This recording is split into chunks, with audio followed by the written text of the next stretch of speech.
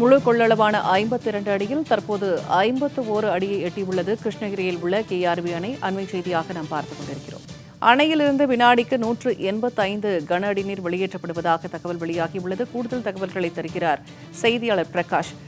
இப்ப கேஆர்பி அணையின் நீர்மட்டம் 51 அடியை எட்டியுள்ளது. கரையோர பகுதிகள் மக்களுக்கு என்ன மாதிரியான எச்சரிக்கை விடுக்கப்பட்டிருக்கிறது?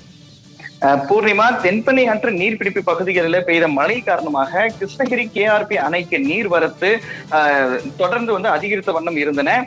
மேலும் அணையின் நீர்மட்டம் நீர்மட்டமானது நாள்தோறும் படிப்படியாக உயர்ந்து வந்தது. இந்த நிலையில கேஆர்பி அணையின் முழு கொள்ளளவான 52 அடியில தற்போது 51 அடியை தற்போது எட்டி இருக்கிறது. மேலும் அணையின் பாதுகாப்பு கருதி இனி அணைக்கு வரக்கூடிய தண்ணீர் அப்படியே தென்பெண்ணை ஆற்றில் திறக்கப்பட இருக்கிறது. மேலும் அணைக்கு நீர்வரத்து தற்போது 250 அடியாக தான் இருக்கிறது.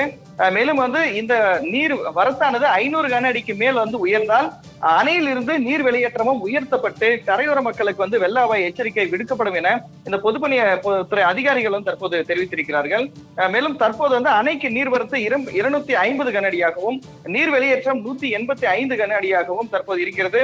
அணையின் நீர்மட்டம் 51 அடியில் நீடிக்கிறது. அணையின் பாதுகாப்பு கருதி அணையின் நீர்மட்டத்தை 51 அடியாகவே தொடர வைப்பதாக தற்போது அதிகாரிகள் தெரிவித்திருக்கிறார்கள்.